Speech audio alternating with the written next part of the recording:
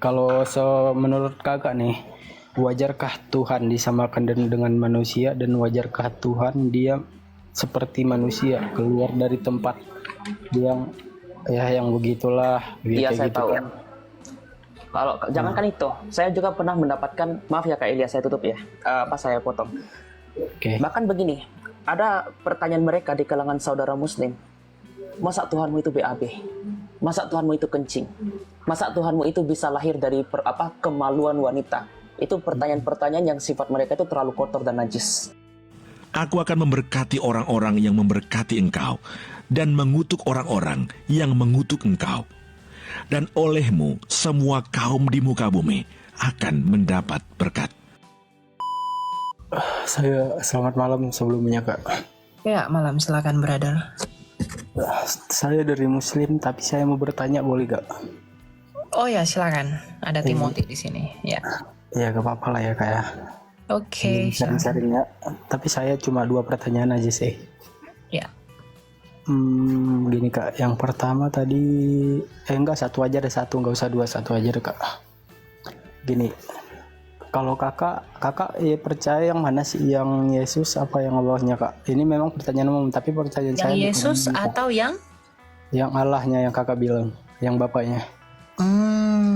Oh, Itu sebenarnya ada 2 pertanyaan kak, ini sebenarnya bukan yang pengen satu-satu dulu, Iya. karena pertanyaanmu ini kompleks.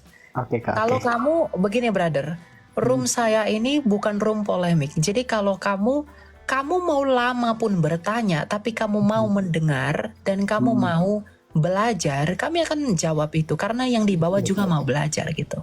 Ya. Siap. Oke, Kak. silakan Timothy. Jadi mana yang kamu percaya, Yesus atau Allahnya? Ya. Ya, sesuai dengan perkataan Tuhan Yesus Kristus, Yohanes 14 ayat ke-6.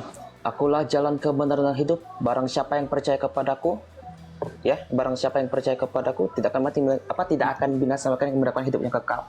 Berarti percaya kepada Kristus itu sudah masuk kepada kebenaran Allah.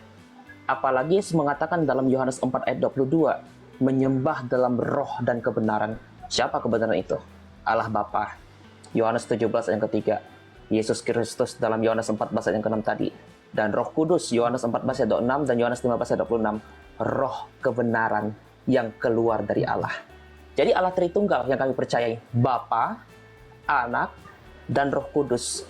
Bahkan perkataan yang sempat saya kutip tadi ya, barang siapa yang menghormati Anak, dia juga menghormati Bapa. Betul. Ya, jadi ketika Anda menanyakan beliau percaya kepada siapa, ya Allah Tritunggal yang Maha Esa itu. Gitu. Ya. Kalau Jadi gini Nasrul, kalau kamu mempertanyakan kami, mana yang kamu percayai, Yesus atau Allah? Nah, itu sama halnya kalau saya bertanya sama kamu, siapa yang kamu percayai? Allahmu atau Al-Quranmu?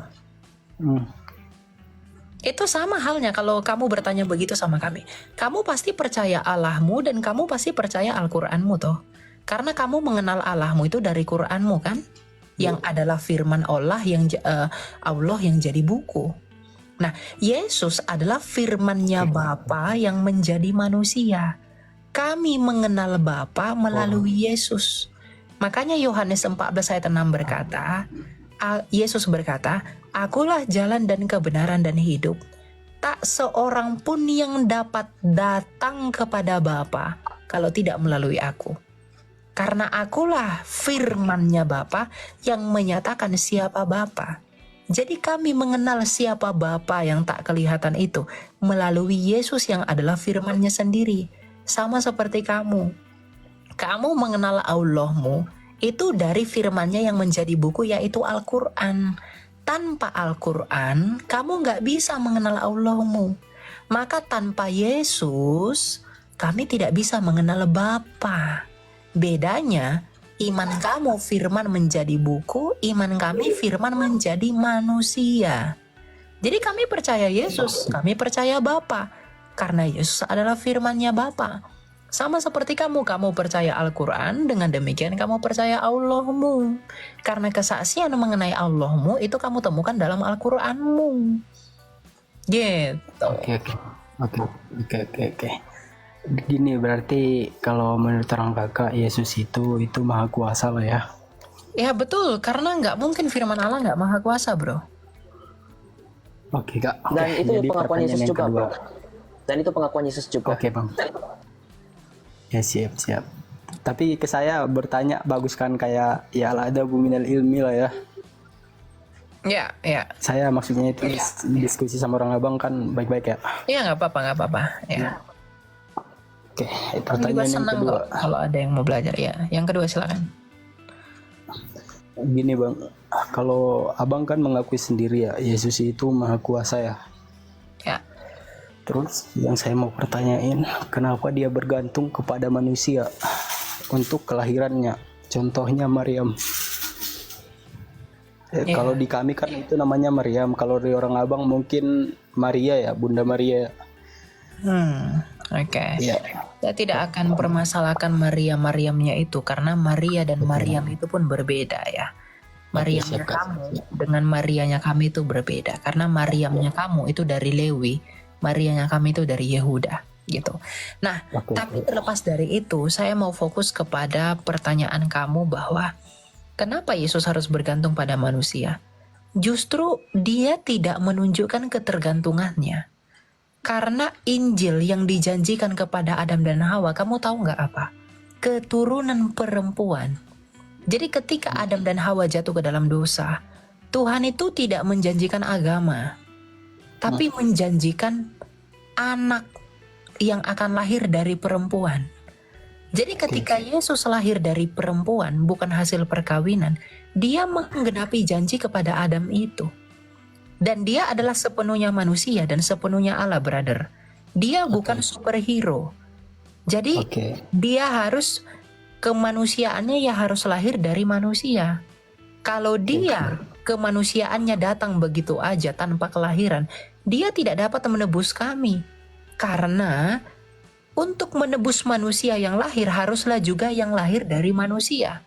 Tetapi yang terlahir itu adalah, yang dari Bunda Maria itu adalah kemanusiaannya Yesus, bukan keilahiannya. Meskipun ketika Yesus lahir dalam satu pribadi, dia sudah punya dua natur itu.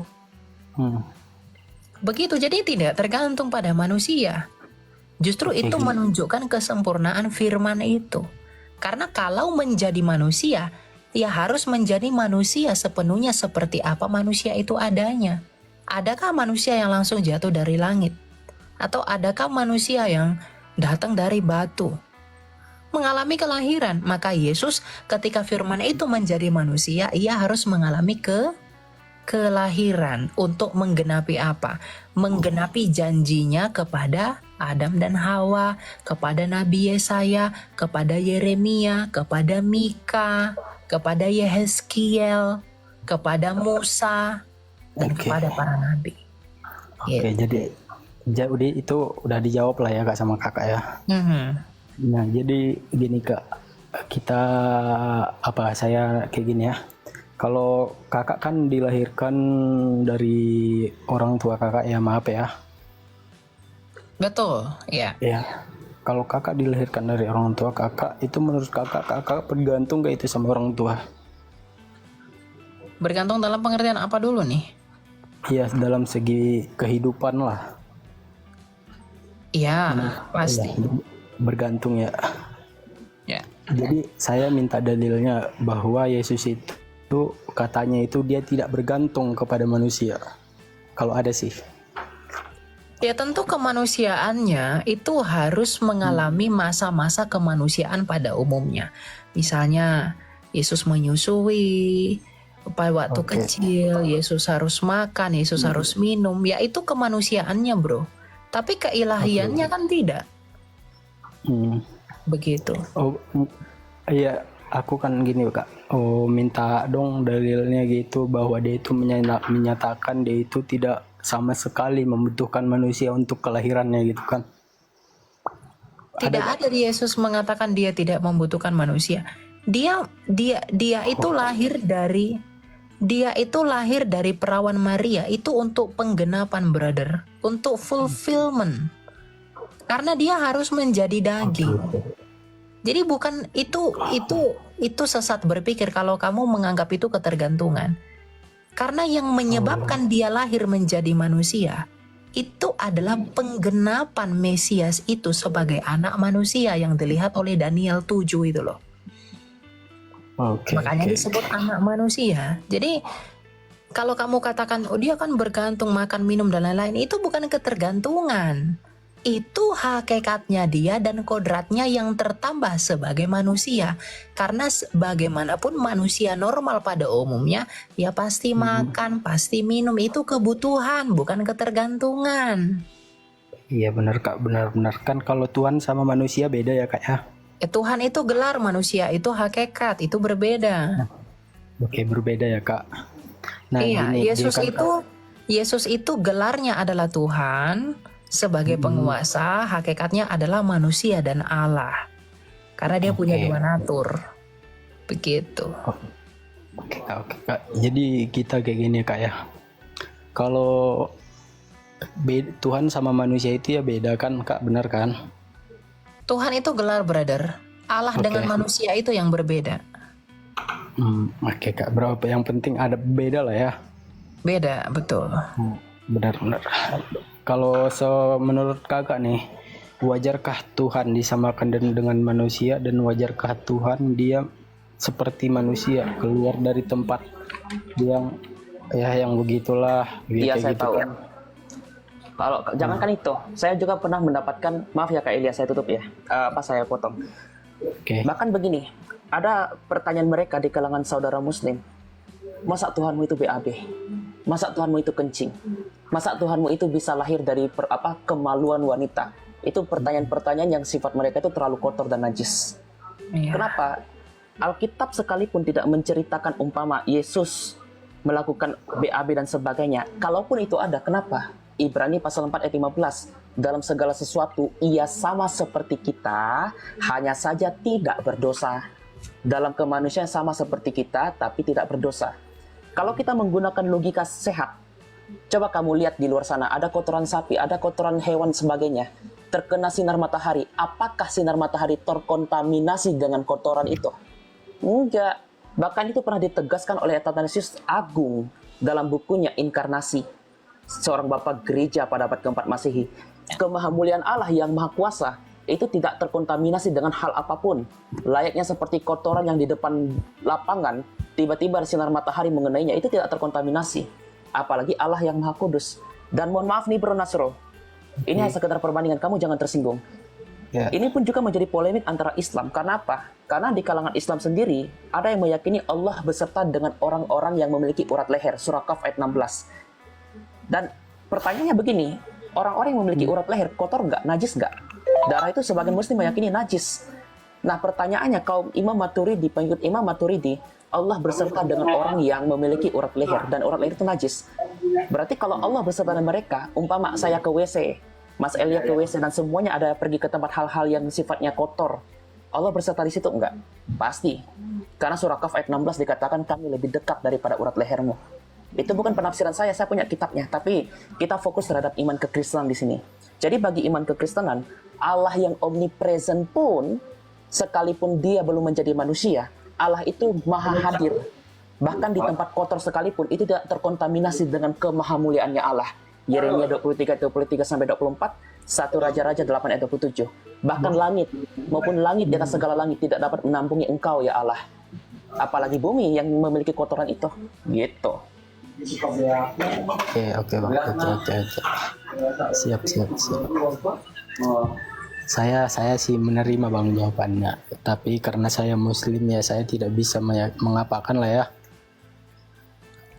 Kami tidak memaksa kamu untuk percaya, brother. Cuma kita punya gini, nalar orang itu tingkatnya beda-beda. Benar. Ya. Kamu jadi ada yang bisa percaya, ada yang nggak bisa percaya karena ada yang nalarnya sampai, ada yang nalarnya nggak sampai. Jadi kita nggak ngejudging people berdasarkan itu. Tapi ya semua kan tergantung kapasitas masing-masing. Karena hikmat itu tidak dikaruniakan kepada semua orang. Tapi yang merendahkan diri pasti memiliki hikmat itu. Iya benar Kak, benar. Oke. Teringatnya orang abang ini kakak apa abang sih?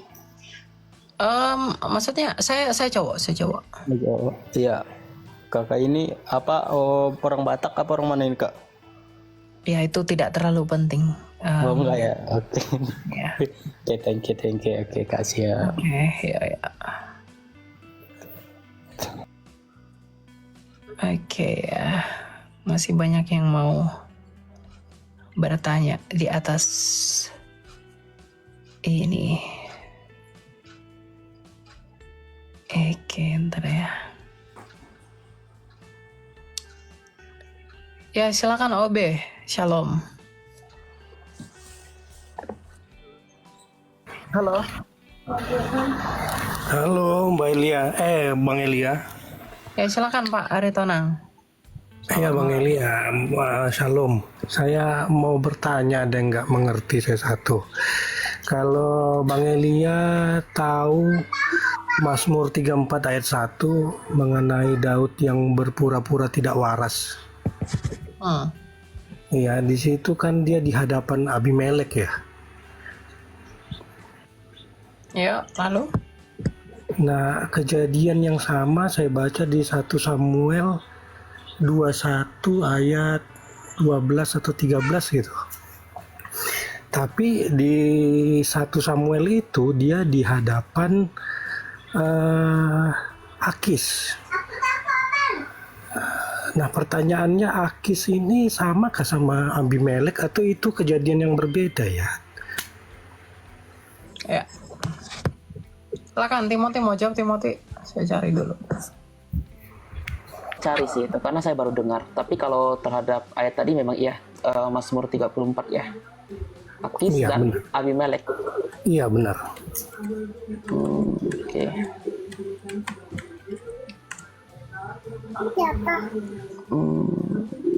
Itu Mazmur. Mazmur 34 ya Pak ya? Iya, 34 ayat 1 dan 1 Samuel 21 ayat 12 sampai 13 gitu. Yang Daud pura-pura gila. Satu Samuel 1 Samuel 21 ayat 13 kalau nggak salah saya. Satu Samuel.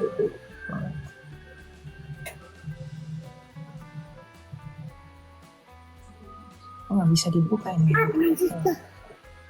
Di mute dulu ya Pak, soalnya apa namanya?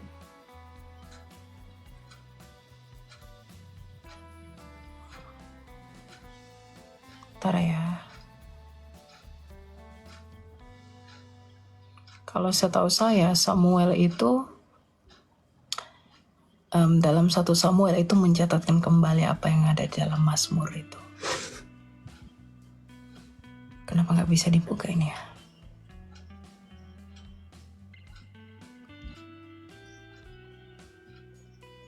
Kalau yang dapat ini ya, tapi dari sarapan pagi.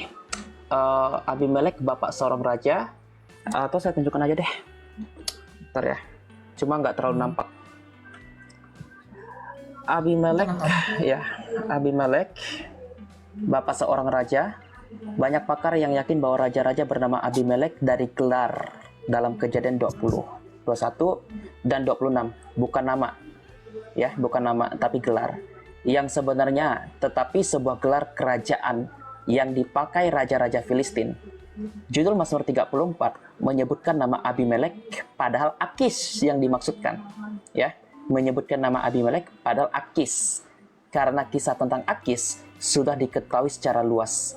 Kelihatannya mustahil untuk memandang hal ini sebagai suatu kesalahan, tetapi lebih menganggap kata Abimelek sebagai gelar kerajaan untuk Akis. Abi itu kan bapak, Melah itu kan raja, iya kan? Iya, Iya. betul. Itu dalam Jadi 1 Samuel berapa tadi? Coba saya pengen lihat ayatnya dulu dong. Saya belum puas soalnya. Mazmur 34 kalau itu ya. Yang untuk Akis itu di mana? Hakim-hakim ya. 1 Samuel 21 ayat 13 apa 12 gitu Bang Elia. Oh ya, Raja Ahis ya, betul. Ya, Raja Ahis ya. Ya, betul. 1 Samuel 21 ayat 12 ya. Ya, Ahis itu lebih ke nama diri sedangkan Abimelek itu kepada gelar, Pak. Oke, baik, berarti kurang lebih Abimelek itu kayak Firaun lah ya, gitu ya. Betul, betul, betul. Kayak Firaun, kayak Herodes gitu. Itu kan Allah. Oke, coba Pak, penasaran saya soalnya saya cari-cari nggak ketemu. Oke, Bang Elia, makasih ya, saya turun kembali. Oke, ya.